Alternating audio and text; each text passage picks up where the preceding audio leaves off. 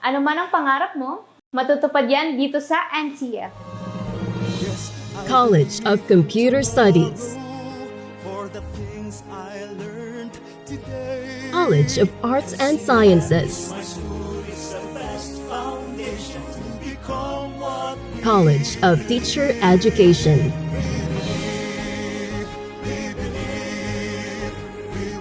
College of Accountancy and Finance, College of Business and Management, College of Engineering,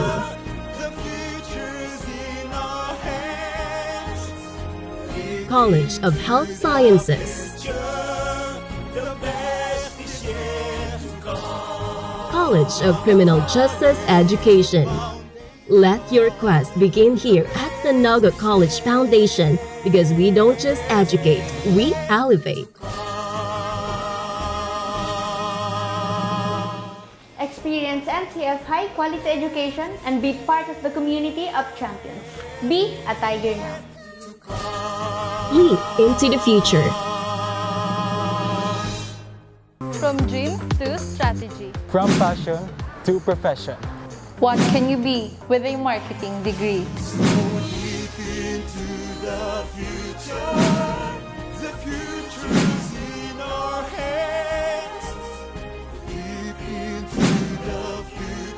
We create brands that connect. Be bold, be the brand. Hashtag market your future. It all starts here At the Naga College Foundation, BSBA Marketing Management. Start your quest to success. Be a Tiger today. Enroll now. The place, the players, and the passion. This is your front row seat to sports action that never stops. I am 𝗡𝗖𝗙 MENIANO, and this is 𝗡𝗖𝗙.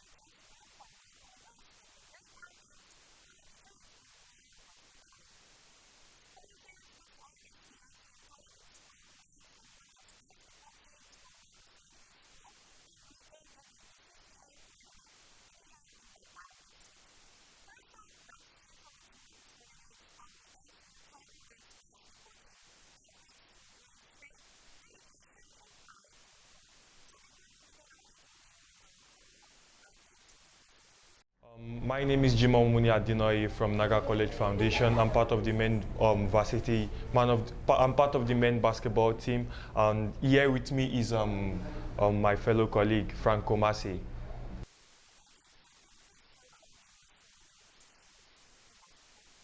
I'm the big man.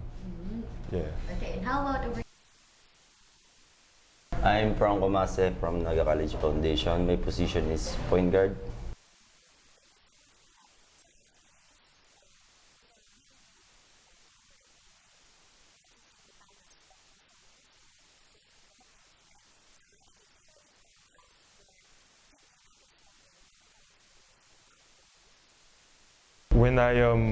When I heard about it, I was actually I felt privileged because it is it is like going to the big stage to showcase myself, what I have, my talent. I need to like sell myself to the people. So not just because of I want to play basketball, but also in the nearest future, I would be able to like after studying, I would be able to like further my playing career, like playing professional. Then if I play there in Batangas, and there are a lot of scouts, a lot of coaches, they would be there watching. So it is just like how do I say it? How do I put it? It is just an opportunity for me to like showcase myself and sell myself to the world.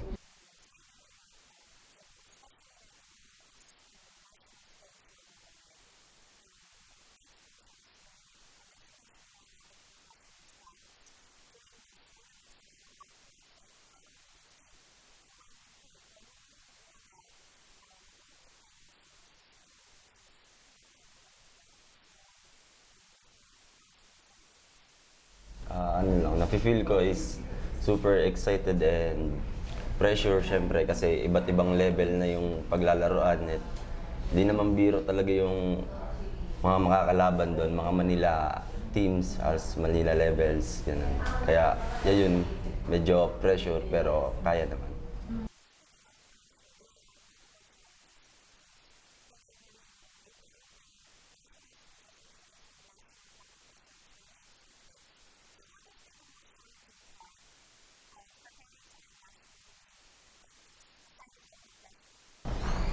I would say it is when we try to like balance when we try to balance basketball with studies, with our academics. It is very hard. Sometimes you don't even have space like to rest from classes. You go to practice, and sometimes you would be given assignments, so projects. You have researches to do in school, and you also have practice, because if you don't practice, like if you wouldn't know anything. You wouldn't know what's going on the team. So it is very challenging, because it is very challenging to balance practice with academics, because it is not just easy. As athletes, it is not easy, but we just have to keep pushing, because that is what we chose. We are dedicated to the grind, so we just have to be disciplined. So that's just it. Yeah.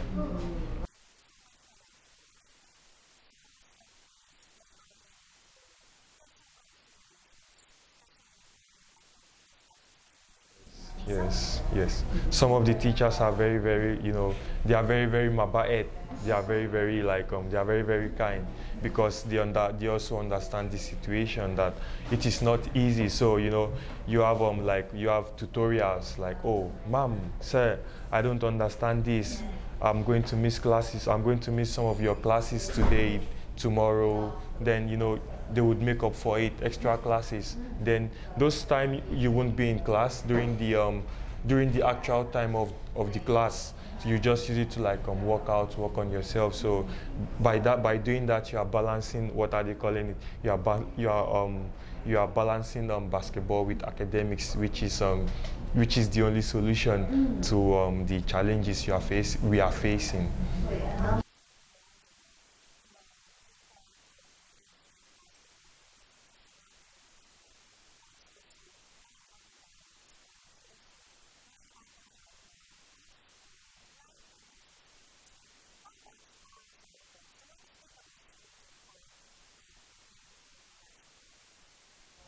Challenging ngayon para sa amin is yung kung paano kami maghanda, lalo kalahati sa team namin is rookies.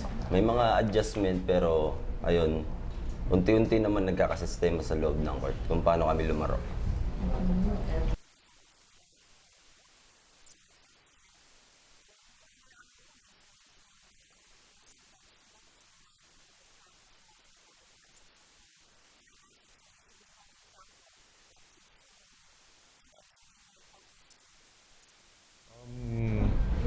Looking back from where I started and where I am presently, I would say, when I feel down, I just think about my family. I think about myself.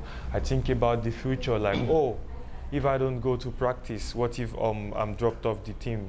what will be my how will I survive, like how would I live, you know. It is a privilege that you are playing basketball, and you also at the same time you attend you go to school and everything is free. So when I just think about that, I need to go to class, I need to go to practice, even though I feel down, but the discipline is there, so I just have to do it.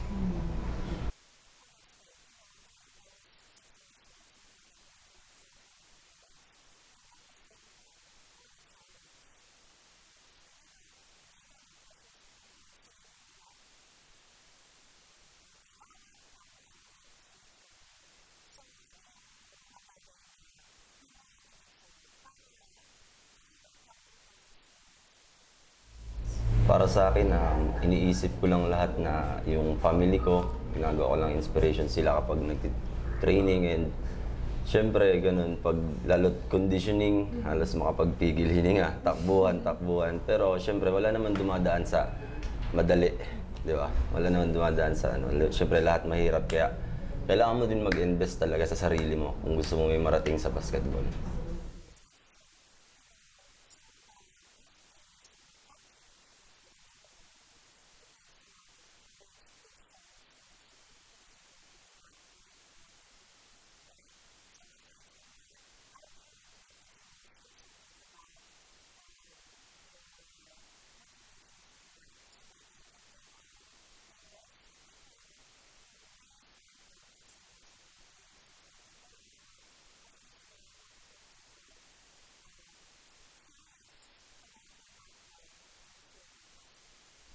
You know, before I was a soccer player before, but you know, I was growing very, very fast. Then, you know, people started telling me, you need to play basketball, you need to play basketball. Then one day I just I went to the basketball court, then I saw the way they were playing, then I saw a coach. Then it was like, oh, join us. I was like, really? I should join you? Though I was supposed to be in school that day, but you know, 𝗡𝗖𝗙 I just wanted to know what it felt like to play basketball, to be there. Then when I saw it, I was like, wow, you know, I could use basketball to further my studies. I could just take advantage of it. So after some times when I started playing basketball, you know, everything was going very, very well. Then I got my first scholarship, which that was 2016 to 2019. I got my first scholarship. Then after that time, you know, I wanted to go to a different country. Like I was given another scholarship when I finished my high school, but you know, things didn't work out. So I just have to keep working. I keep going to attending classes because I want to finish my academics. You know, I want to be a graduate. So in case if I'm not playing, when I stop playing basketball, I could fall to something else, like maybe being a teacher, not a teacher, a professor. So yes, like that. But my basketball back then, when I started playing basketball, it was very, very rough, and it was not like this. So now, seeing everything that is happening now, you know, it's just like a very big opportunity for me to keep pushing. You know, I know there is still a future ahead, and everything is still going to get better than this. So, and to the school president, 𝗙 Villanueva, and to everyone who supported me to make this happen, Emmanuel Juola and the rest, my kuya, I'm so Damola Oshika, I'm so very, very grateful, and I promise to make everyone proud.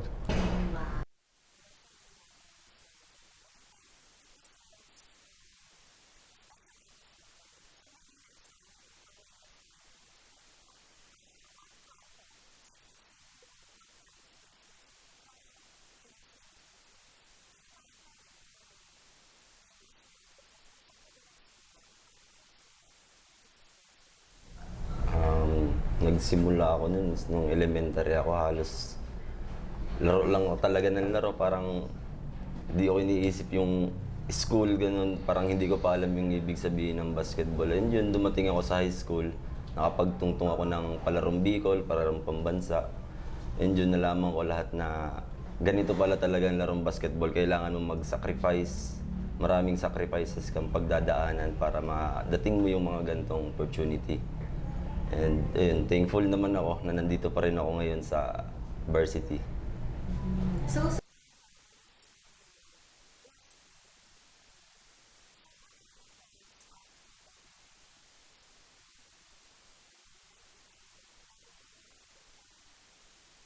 akin, gusto ko pa magpalakas ng basketball kasi gusto ko talaga makapagtungtong sa pro leagues. I see. And we're wishing you good Thank you. luck.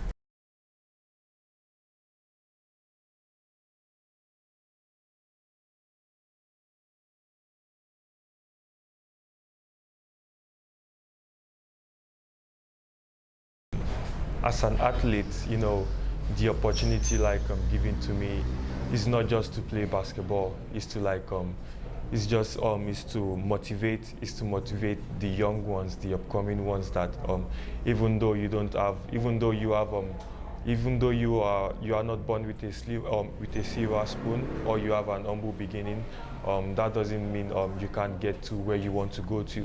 You just have to keep pushing. And also it's also an avenue for me to showcase myself to the world, to sell myself. You know, this is what I'm capable of doing. Since I'm playing basketball and you know, there are a lot of people watching, if I decide, today I'm not playing basketball again, I would like to use use my education. So you know, people already know I was playing basketball before. That would give me an edge among my colleagues. And you played basketball before, just like that. I would have more advantage than my colleagues. So the opportunity given to me to play basketball and study, it's a very big one, a very big privilege for me, and I need to use it wisely.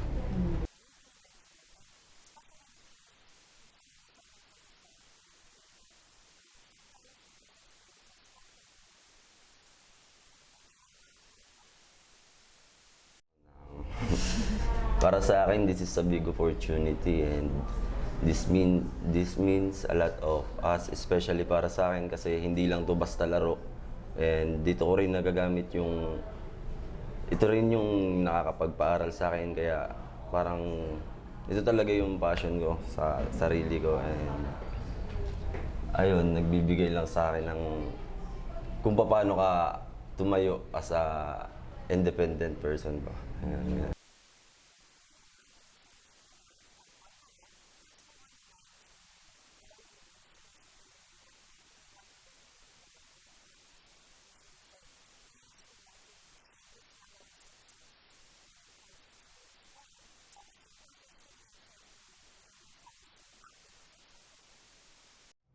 Unang-una po, nagpapasalamat po ako sa NCF community and kay Pres Mario po na walang usawang pagsuporta sa amin. And sana po patuloy niyo pa po kami suportahan ngayong darating na liga. And para sa kapwa ko student athlete, patuloy lang tayong mangarap and huwag tayong susuko. And mag-aral tayo ng mabuti, mag-pray, and ensayo lang ng ensayo. May mapupuntahan din ang lahat. Okay, that's very motivating. How about you, Mo? To the NCF community, I would like to give a very big shout out to you guys, to everyone, for supporting us from day one, and I hope you all continue to support us. And to Pres Mario, to the president, I would like to say a very, very big thank you for always supporting us and always pushing us. And to the young ones, I would like to say, just because of you are given the opportunity to play basketball doesn't mean you should neglect your studies. For you to play basketball, you need to study hard. If you don't excel academically in class, I don't really think you would be able to excel in whatever sport you are participating in, because one, you would not be disciplined, and also you would just lose focus. So for you to keep going, for you to keep pushing, you need the discipline, and make sure you finish your studies. In anything you are doing, as an athlete, always make sure you finish your studies, because sometimes there might be some unseen events might happen, like accidents. If that happened, you won't be able to play, you won't be able to do anything if you have broken hands or broken legs. So what will you fall to? It is the academic, it is the education, the certificate. That is what will help you to become a better person, to feed yourself and the family in the future. So I love you all. Thank you.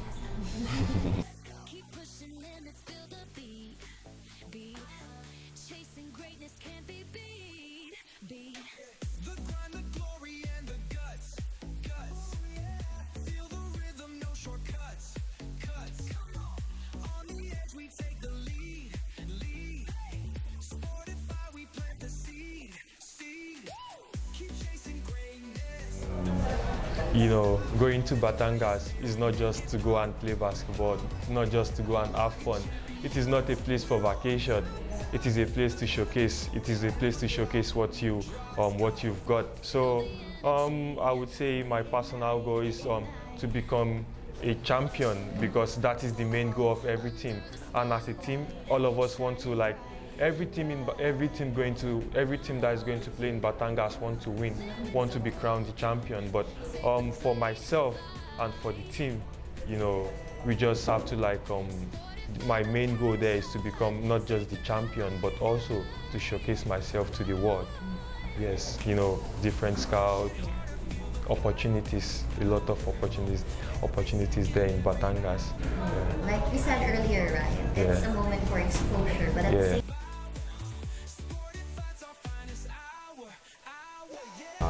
Ang goal namin is, para sa akin, ang goal ko is kung paano ko dalhin yung sarili ko doon ulit as a second timer, and sana makakuha namin ng panalo every games. And ayun, gustong-gusto talaga namin bumawi kasi last season kami yung first runner-up eh. And sana ngayon season makuha namin yung title and madala yung titulo sa home of the champion.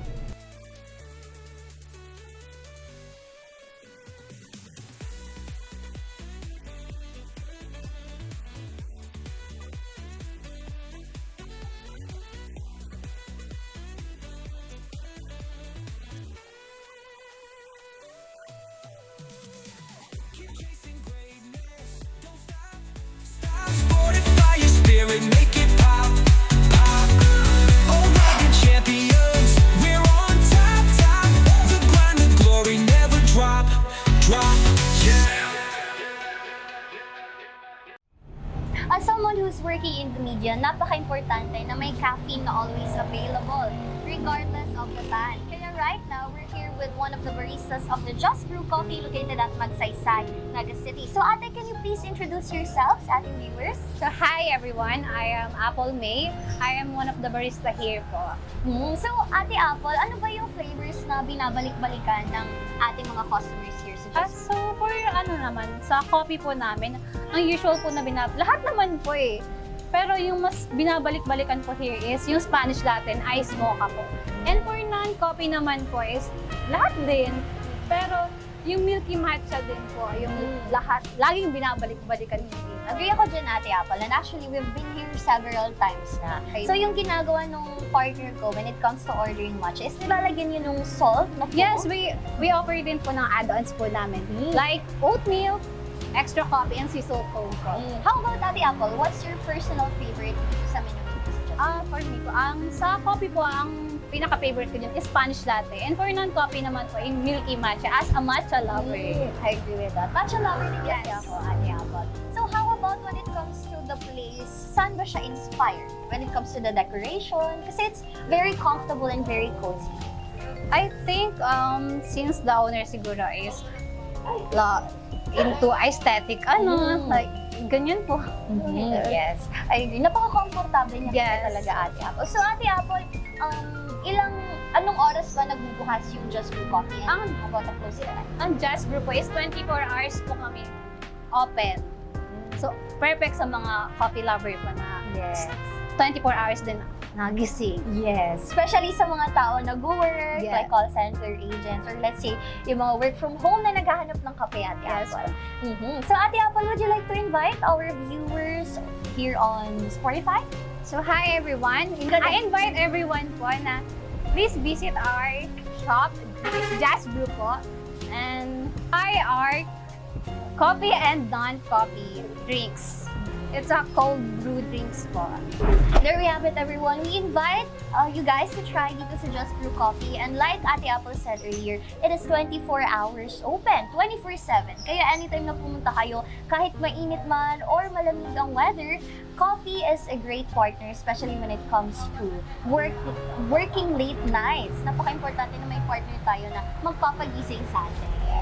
Yes. And thank you so much again to Just Brew Coffee and to Ate Apple for assisting the Oragon Sports TV team for shooting this episode of Sportify. And again, Just Brew Coffee is located here at Magsaysay, Naga City.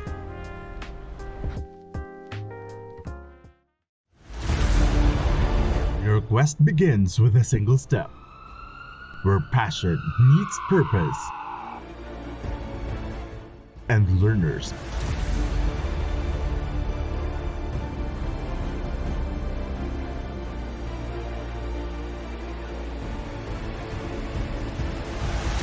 become leaders.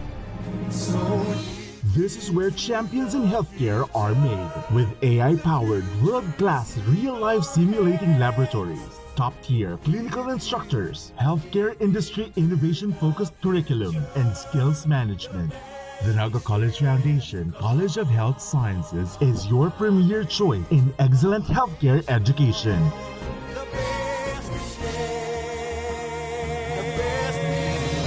Change the game. Be a champion. Rugged champions, we're on top. The grind, the glory never drop. Yeah.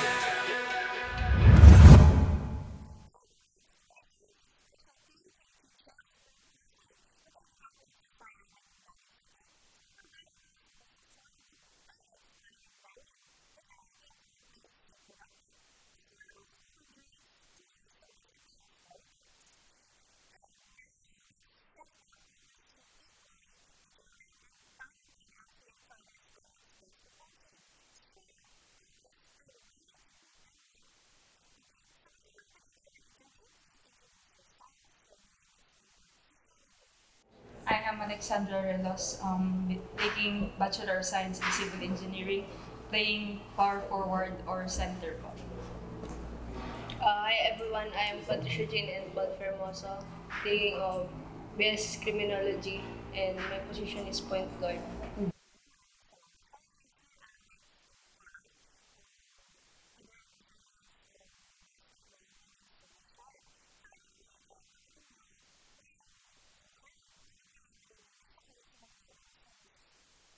Siyempre po, sobrang grateful po sa opportunity na binigay kasi last playing year na po kasi namin ni Pat. And yes po, and yung parang nag-pay off po yung ilang taon na training namin kasi nakakasali na kami sa mga ganitong level na tournament. How about Pat?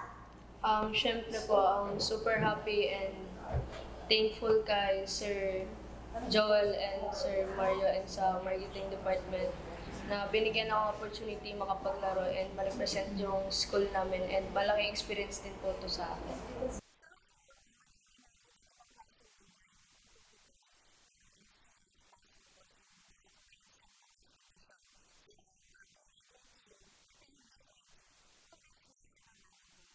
Ako po, piniprepare ko yung sarili ko physically, emotionally.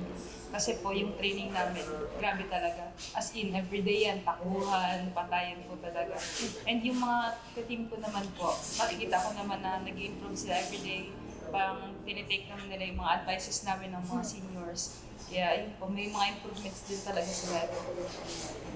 How about you, Pat? Ako po is yung preparation ko is dapat yung mindset ko is I have to become a better everyday and improve pa yung dapat i-improve, and yung preparation po namin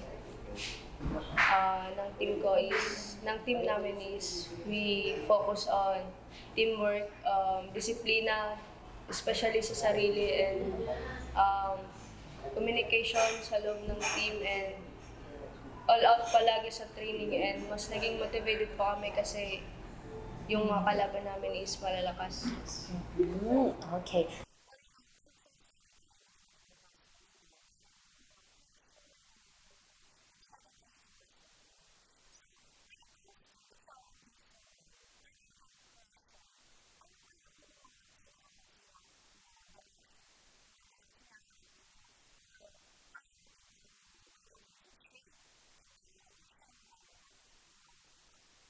Siguro po yung pressure everyday na binibigay ng mga coaches. Kasi dapat may matututunan ka every training. Dapat yung disiplina mo throughout the year. Dapat ma-sustain mo yun. Lalo na po yung sa mga baguhan ngayon. And siguro yung sa training namin na oras. Kasi hindi po every time nakukumpleto kami. Kasi nga iba-iba yung schedule ng mga teammates. Tapos sa court po, parang lagi may event, kaya sa labas mo kami nagtitraining. Kaya yung mga kamay po namin, may mga paltos-paltos ba yun? How about that? Yung sinabi po ni Alex na hindi po yung dapat po kami maging consistent sa pag-training. So, yung challenge po na kinaharap po namin is yung pag wala pong venue kasi may event po, edi dapat maging consistent po kami. But with the help of our coaches po, ginagawan po nilang paraan para makapag-ensayo pa rin po kami.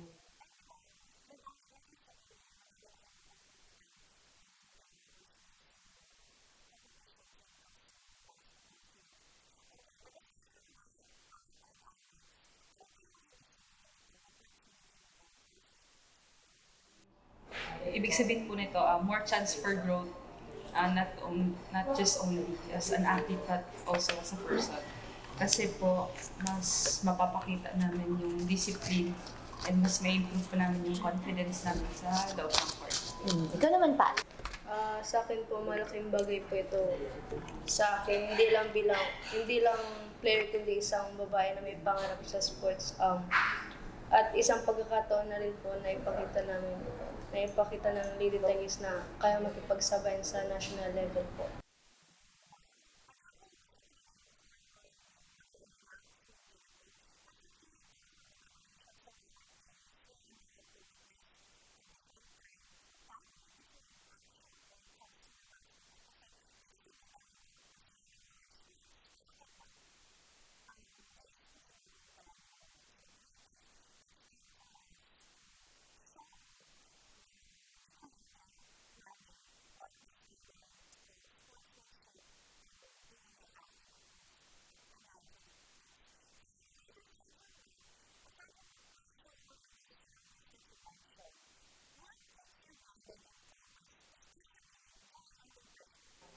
Nagsiset ako ng goal sa sarili ko na dapat within the day matapos ko po siya and ma-hit ko po yung goal na yun. Kasi pag nilalagyan ko po ng mga madaming gawain sa sarili ko, nakakabindang po yun. Tapos parang tinitake ko lang talaga siya day by day. How about that? Sa akin po is tiwala sa sarili, sa coaches and teammates.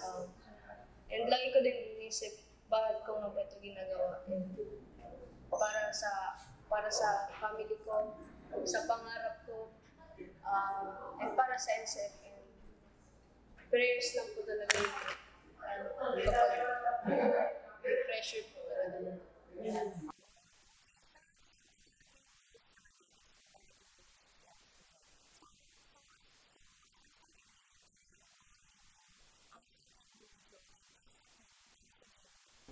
Siyempre po yung championship. And aside from championship, siyempre po yung mga learnings, yung experience na makukuha namin para sa preparation namin for coming regional 𝗓𝗧. Okay. Ako po yung goal ko is mapakita ko yung best performance ko and matutong mula sa laro and kami po yung goal naming team is makapasok sa top ranking. Okay. And we are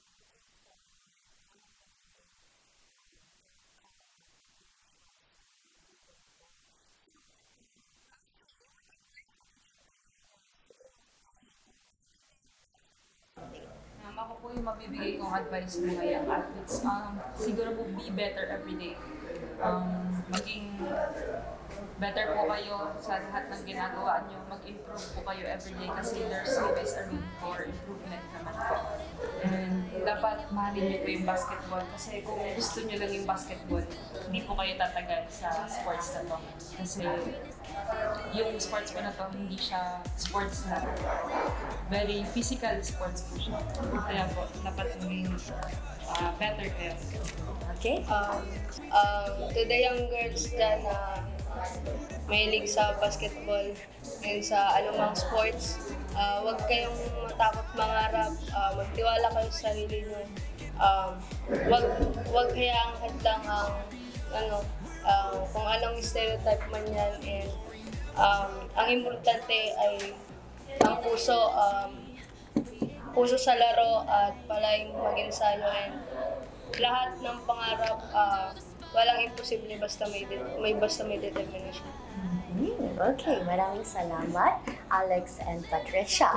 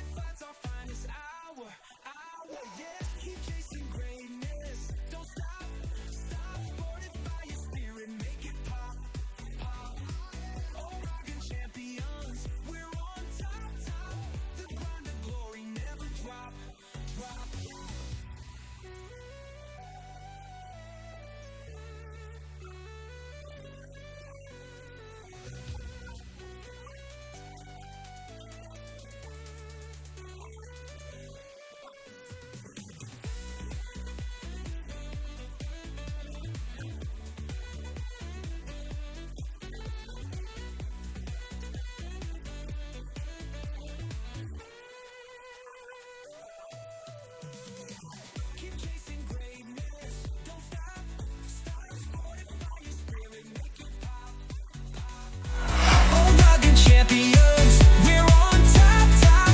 The grind, the glory never drop, drop. Yeah. Tanga diri ko nababay na GNN TV48 Naga. Kalma! Lumipat lang ang GNN TV48 Naga sa channel 48.1. What? Direk, ang simple lang ng solusyon dyan. Kunin ang remote, pumunta sa menu Setup o Settings, at hanapin at pindutin ang scan at hintayin. Then, boom! Balik na si GNN sa Channel 48 mo. Para sa mga balitang nangunguna at napapanahon, At sa mga programang suwak sa panlasa mo. tutok lang sa GNN TV 48 Naga, Bida ang Bicolano!